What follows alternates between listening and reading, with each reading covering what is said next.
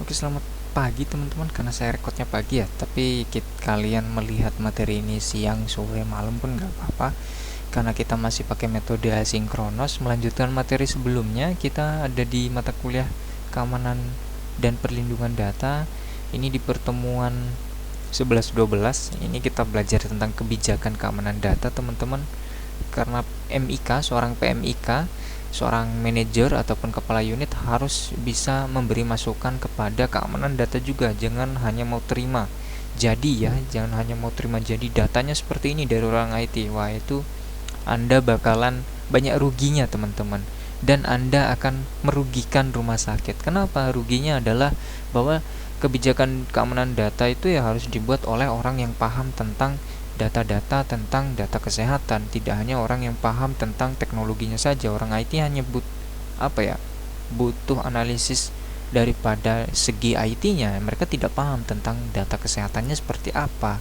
Nah, ini kalianlah yang harus memberikan kebijakan-kebijakan daripada keamanan data yang berkaitan dengan segi kesehatannya. Oke, itu adalah intermezzo teman-teman, intermezzo saja. Kita next. Di pertemuan kali ini kita bakalan belajar bareng tentang polis ataupun polisi. Dimana ada yang namanya security policy teman-teman. Kebijakan keamanan itu selalu berkaitan dengan security policy ataupun landasan hukum ataupun landasan yudisialnya. Kalaupun ada undang-undang yang mencakupi, bersyukurlah kita bahwa kita bisa yang namanya menerapkan pakem aturan yang ada yang dikeluarkan oleh government ataupun pemerintah. Nah, di pertama ini ada kebijakan keamanan ataupun security policy, di mana security policy ini adalah satu set aturan yang diterapkan pada semua kegiatan pengamanan pada sistem komunikasi dan komputer yang dimiliki oleh organisasi yang bersangkutan ataupun institusi yang bersangkutan. Ini masih internal ya. Ini bisa keamanan ataupun kebijakan keamanan dari segi internal rumah sakit kalau teman-teman bekerja di rumah sakit. Kemudian dalam beberapa standar di internasional itu, salah satu yang pertama dari sekian itu adalah dalam perlindungan data dan keamanan itu ada yang namanya authorization. Authorization ini apa? Kalau kita tahu kan bahasa awalnya author ini adalah pengguna ya ataupun pemilik ya. Authorization ini adalah untuk mengenali pengguna teman-teman. Ini istilah awamnya ya, mengenali pengguna. Nah, di mana authorization ini adalah bagian dari security police teman-teman, berupa pemberian kekuatan secara hukum kepada pengguna ataupun user untuk melakukan segala aktivitasnya. Jadi kalian diberikan autorisasi apa saja, sub apa saja yang bisa diakses. Sub ini bukan makanan ya, tetapi subsistem ya, maksudnya menu-menu apa saja dan lain-lain. Kemudian ada aspek juga yang namanya accountability. Accountability itu adalah bagian yang mendasari security police lagi teman-teman, dimana bila individu yang berhak ingin mengakses account ataupun proses daripada kepemilikan dia, kok akunku ini yang mana nih? Nah itu adalah hak daripada akses accountnya harus dijamin oleh security police dan sebagainya. Bahwa ia benar-benar bisa melakukan segala aktivitasnya dengan aman ya, maksudnya di sini dengan aman, dengan secure, dengan nyaman dan lain-lain. Jadi harus dibasiskan keamanan dan kenyamanannya itu menggunakan accountability. Kemudian a threat teman-teman, sebuah threat ini adalah kemungkinan munculnya seseorang atau sesuatu atau kejadian yang bisa membahayakan aset-aset yang berharga, khususnya yang berhubungan dengan tujuan keamanan teman-teman. Jadi threat ini sangat menjadi trigger bahaya untuk aset-aset data kita teman-teman. Kemudian an attack jangan bingung ya, a threat dan an attack ini hal yang menjadi a threat ini adalah warningnya, jadi hal-hal yang membahayakan. Kemudian an attack ini adalah sebuah serangan. An attack ini adalah sebuah serangan teman-teman. Jadi realisasi dari ancaman itu seperti apa? Ada dua macam attack teman-teman, ada passive attack, ada active attack. Untuk passive attack itu ada yang namanya attack yang berbentuk pasif, kemudian active attack ya berbentuk aktif teman-teman. Coba kita lihat penjabarannya. Untuk passive attack itu kalau kita bisa contohkan itu bisa berbentuk dalam artian dia hanya melihat data kita. Jatuhnya dia masuk ke dalam sistem, masuk ke dalam subsistem, masuk ke dalam ini layernya ya. Sistem masuk ke sistem dulu, subsistem, kemudian masuk ke dalam basis data kita. Kemudian di dalam basis data kita dia hanya melihat tanpa mengcapture minimal kejahatan itu adalah mengcapture ataupun mengambil daripada struktur data kita ataupun melihat data susunan datanya hierarkinya seperti ini. Oke lah, aku keluar aja kalau yang penting udah tahu. Nah, itu yang namanya passive attack. Untuk active attack teman-teman, active attack ini adalah dia mengambil, mendownload, mengcapture itu mengambil daripada skema struktur data kita, kemudian dia mengambil data kita, kemudian dia trolling itu dia mencoba untuk melakukan kalau kita punya sumur itu kita timba.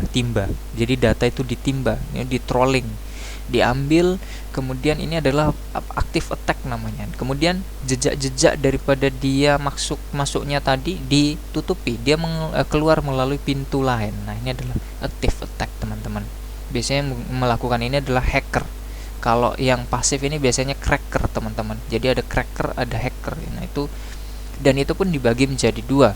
Ada white hacker, kemudian black hacker, kemudian cracker, white cracker, kemudian black cracker. Nah, ini dibagi menjadi dua ya masing-masingnya. Kemudian dalam sebuah attack ini monitoring terhadap segala kegiatan atau jalan pengiriman informasi rahasia oleh orang yang tidak berhak. Ini adalah monitoringnya ya, dimonitoring.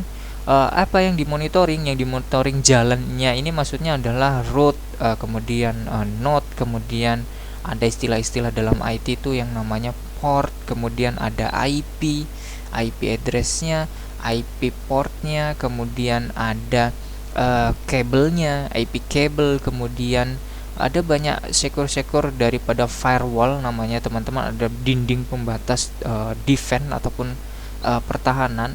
Itulah yang harus dimonitoring oleh orang IT ya. Ini masih ranahnya orang IT, tetapi sebagai seorang PMIK kita harus tahu juga bahwa kita punya nih firewall, kemudian kita punya port itu tulisannya PORT. Port itu adalah biasanya colokan-colokan yang digunakan untuk berkomunikasi data yang melalui kabel-kabel. Nah, itu colokannya namanya port namanya teman-teman. Kemudian perusakan informasi dengan sengaja dan langsung mengena pada sasaran. Nah, ini adalah bentuknya udah aktif teman-teman. Jadi udah menghancurkan, posisinya dia berniat untuk menghancurkan. Entah menghancurkannya dengan cara mengambil kemudian di delete. Nah, itu bisa aja menjadi ranah kehancuran juga untuk dalam sebuah basis data. Kemudian ada yang namanya safeguard teman-teman. Safeguard ini adalah guard itu adalah zirah ya. Kalau orang perang itu ada yang namanya baju zirah. Safeguard ini adalah kalau di orang perang itu baju zirah. Di dalam basis data itu menggunakan istilah yang sama teman-teman, untuk mencegah daripada terjadinya kerentanan terhadap serangan teman-teman. Nah, safeguard ini biasanya merupakan kontrol secara fisik teman-teman, dimana yang saya bilang tadi kalau di orang perang itu safeguard itu adalah zirah, baju zirahnya. Kalau ditebas dia masih ketepis oleh baju zirahnya itu. Nah, di safeguard dalam mekanisme keamanan data itu adalah kontrol secara fisik mungkin pertama, kemudian mekanisme dari kebijaksanaan dan prosedur-prosedur. Jadi yang melindungi secara tidak langsung dan secara langsung. Tidak langsungnya apa? Tidak langsungnya itu dari luar pertama, fisik. Nah, ini yang saya bilang tadi ada baju zirah itu kan melindungi dari luar. Nah, secara tidak langsungnya apa? Secara tidak langsungnya melalui kebijakan dan prosedur. Kalau di orang perang itu kan kalau lagi ditebas oleh musuh itu kan sebelum mengenai zirahnya, baju zirahnya harus ditepis dulu dengan tamengnya dulu, tameng atau pedangnya. Nah, ini untuk di basis data seperti itu juga mekanisme secara tidak langsungnya ya, ada kebijakan dan prosedur yang melingkupi masalah keamanan data tersebut. Itu masuk ke dalam safeguard. Kemudian adalah vulnerability. Nah, ini adalah bagian dari sistem yang mudah rusak teman-teman, sangat ringkih. Nah, ini atau diserang karena ada sela-sela keamanan yang bisa ditembus. Nih ada beberapa dalam basis data. Bahkan seorang yang pintar pun, seorang yang jenius pun, ketika mengembangkan suatu sistem yang menggunakan apapun sistemnya, baik menggunakan basis data ataupun dia menyimpan ataupun tidak, teman-teman, ada kata-kata yang dipegang oleh semua orang di dunia ini, orang IT ya, orang yang bekerja dalam, tidak hanya orang IT tetapi harusnya orang PMIK juga yang bekerja dalam dunia teknologi, teman-teman, yang berinteraksi dengan teknologi, bahwa ada istilah yang turun menurun, yaitu no system is safe. Tidak ada sistem yang benar-benar aman, pasti ada celahnya, karena emang sistemnya di dunia digital, di dunia elektronik itu adalah kita tidak bisa menciptakan sebuah rumah yang aman. Kita bisa menciptakan sebuah rumah yang nyaman, tetapi kita tidak bisa menciptakan rumah yang aman. Kenapa seperti itu? Karena di dunia teknologi itu seorang jenius, seorang katakanlah seorang jenius teknologi ataupun seorang pengembang sistem yang jenius pun, dia akan belajar dari cara attack yang masuk kepada yang merusak kepada sistemnya. Ataupun kalau kita punya rumah, ini istilah gampangnya, kalau kita punya rumah di teknologi, di dunia teknologi, kita punya rumah, katakan kita punya rumah di mana kita akan belajar cara bertahan itu dengan mengamati, mempelajari cara maling itu masuk. Dia maling dari jendela, jendelanya kita perbaiki. Dia masuk dari pintu depan yang kita perbaiki. Dia masuk kembali ke dalam dari pintu belakang yang kita perbaiki. Dia masuk dari atap, dia masuk dari genteng atap yang kita perkuat, kita perbaiki. Kemudian dia menggali terowongan, masuk dari bawah, lantai bawah lah yang kita akan perbaiki, kita perkuat dan lain-lain. Kemudian dia jebol tembok sebelah depan, tembok depan yang kita tembel, kita perbaiki, kita perkuat. Seperti itu, teman-teman. Jadi nggak akan ada habisnya. Kemudian ada yang namanya risk, teman-teman, ataupun resiko ya. Dalam setiap pekerjaan pasti ada manajemen resikonya, di mana perkiraan. Jadi dalam manajemen resiko nantinya kalau kalian belajar tentang organisasi manajemen, ada manajemen risk namanya di OM itu. Manajemen risk ini tidak hanya diterapkan pada organisasi dan lain-lain, tetapi dalam sistem juga ada manajemen risknya. Manajemen risk ini digunakan untuk apa? Untuk memperkirakan apa sih dampak negatif yang akan berdampak pada sistem ketika sesuatu terjadi, negatif terjadi. Apa dampaknya ke instansi apa, ke sistemnya apa, kemudian ke basis datanya apa, kemudian ke keamanannya nanti harus dikembangkan seperti apa. Nah, ini adalah manajemen risk namanya, dimana kita mulai menggambarkan, mulai berimajinasi. Kalau anak kecil bilang, kita mengajarkan anak kecil sesuatu itu mulai berimajinasi terhadap sebuah resiko. Oke, itu adalah tingkat-tingkat untuk vulnerability-nya ya. Kemudian ada yang namanya risk analysis.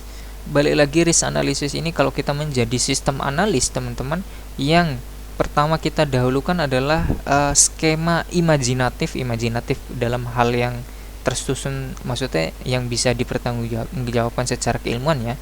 Dimana imajinatif ini adalah, maksudnya adalah kita punya pikiran yang ke depan. Jadi next step, orang tidak berpikir di langkah yang ini tetapi di langkah yang selanjutnya untuk menjamin keamanan dan lain-lain. Safeguardnya itu seperti apa, vulnerability-nya seperti apa, kemudian manajemen risknya seperti apa. Ini adalah resiko analisis, teman-teman, di mana kita melakukan analisis yang berbasiskan pada beranjak pada resiko. Jadinya ya seperti itu.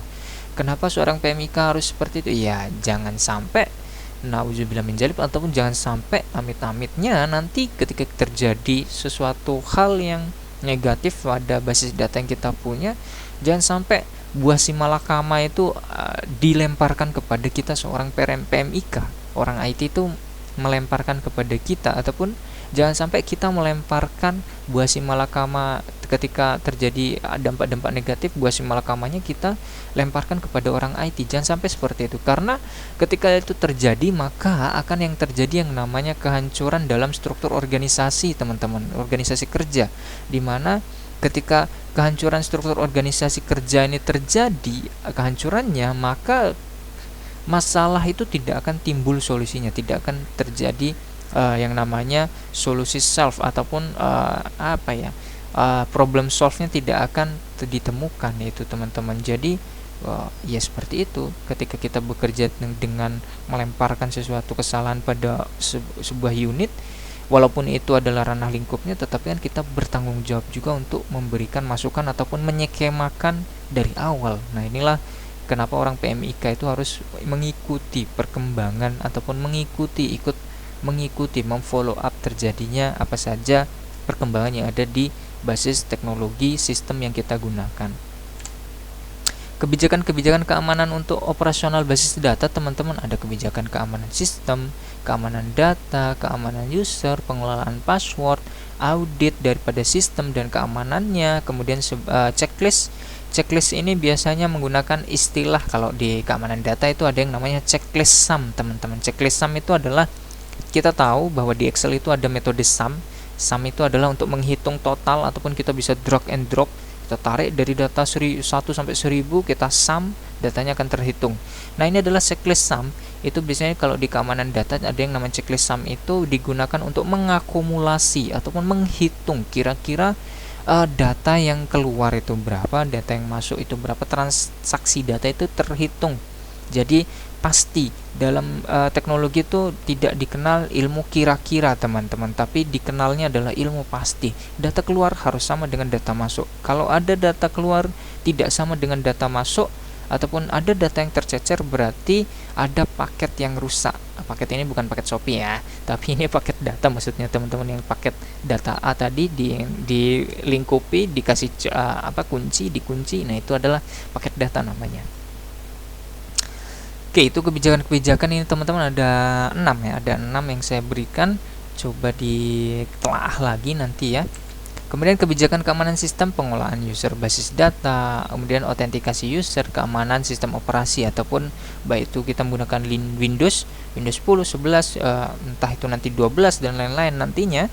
Kemudian entah kita menggunakan Linux pun ataupun Apple pun, yang lain pun ya harus kita lihat keamanan sistemnya seperti apa nantinya. Kemudian kebijakan keamanan data termasuk mekanisme akses kontrol dan penggunaan basis data pada level objek. Objek itu ya siapa nantinya ya, seperti apa yang penggunaannya. Kebijakan keamanan user teman-teman, nanti ada keamanan seluruh pengguna, pemakai akhir. Pemakai akhir itu biasanya istilahnya end user, kemudian administrator ya, kemarin itu DBA, database administrator, masih ingat nggak tuh, dibuka lagi materi yang sebelumnya. Kemudian pengembangan aplikasi itu berarti developernya, kemudian administrator aplikasi ataupun yang menjalankan aktivitas-aktivitas daripada database tadi itu. Kemudian kebijakan pengolahan password teman-teman, ada lock ya, ada penguncian akun, password lama, kemudian peremajaan itu berarti ada update password, riwayat password, kemudian periksa kelengkapan password. Biasanya sih password itu meminta kombinasi angka, karakter, huruf besar, huruf kecil, minimal 8 karakter, minimal 8 ya karakter daripada password. Biasanya seperti itu. Itu untuk normalnya. Untuk password ya, kita beranjak ke kebijakan audit. Audit itu apa saja yang kita audit? Ini pertama adalah memantau aktivitas database yang mencurigakan teman-teman. Ini orang IT biasanya, harusnya orang PMIK juga mulai, walaupun kita sibuk, setidaknya kita memintakan juga laporan transaksi aktivitas database seperti apa. Jangan sampai di suatu saat nanti ketika kita proses klaim, klaimku kok ada yang error ya, ada yang hancur ya, klaimku kok ada yang berbeda ya. Nah itu jangan-jangan ada aktivitas yang manipulatif nih di aktivitas database klaimnya nih ya, dari rumah sakitku nih yang dilaporkan, kok aku yang kena malahan. Nah itu yang kata-kata seperti itulah yang kita hindari. Makanya ada yang namanya audit. Jadi sebelum terjadi yang seperti itu, kita audit dulu. Kemudian mengumpulkan informasi tentang riwayat kegiatan database tertentu teman-teman. Jadi ada beberapa cache yang harus kita kumpulkan riwayatnya. Kemudian checklist sebuah keamanan, memberikan panduan tentang konfigurasi DBMS dalam cara yang aman untuk pengguna operasional database. Oke, jadwal keamanan basis data teman-teman, selanjutnya itu adalah kita menjadwalkan ataupun kita ada yang namanya jadwal keamanan basis data, yaitu mengidentifikasi ketika fungsi keamanan berbeda harus dilakukan, juga memberikan tenggak waktu di mana kemajuan dapat dinilai. Jadi kita ada yang namanya timeline di sini. Kita harus punya yang namanya timeline. Kemudian keamanan basis data berkelanjutan, menentukan struktur, kemudian periodik persediaan benda, daftar kontrol harus diupdate dan lain-lain. Kemudian rencana keamanan harus menetapkan waktu berdasarkan ulasan per periodik, teman-teman. Kemudian contoh keamanan, ini ada user pihak luar mengakses dan mengupdate data yang bukan menjadi haknya, menggunakan hak akses orang lain, melihat, mengupdate data yang tidak diotorisasi. Ini adalah contoh keamanan. Database administration, ini adalah menyalahgunakan kewenangan yang dimiliki. Nah, ini mungkin yang terakhir, teman-teman, bahwa contoh keamanannya itu ada pihak luar, ada database administration juga menyalahgunakan kewenangan ya dari DBA kemarin ya, database administration administrator ataupun itu menyalahgunakan wewenangnya. Contoh, kita punya data rumah sakit, data pasien, sakitnya ini 10 penyakit 10 penyakit besar. Nah, ini dia jual kepada apotek-apotek. Nah, bisa aja, teman-teman, nggak ada yang mustahil di dunia ini sekarang ini, di zaman digital ini, karena data adalah basis daripada pengembangan semua sistem, teman-teman. Bahkan sistem data COVID kemarin pun bisa aja dijual, nggak ada masalah. Ataupun maksudnya adalah tidak menjadi hal yang aneh gitu loh untuk dijual, karena itu adalah basisnya ya nanti pasti kalau basis pikirannya cuan ataupun duit ya pasti akan selalu ada pikiran-pikiran itu untuk menyalahgunakan wewenang yang ada. Oke, untuk pertemuan kali ini mungkin itu saya cukupkan sekian, teman-teman. Lebih kurangnya kita bahas lagi ya di pertemuan selanjutnya. Kita bertemu lagi di pertemuan 13-14. Oke, thank you, teman-teman. Have a nice day.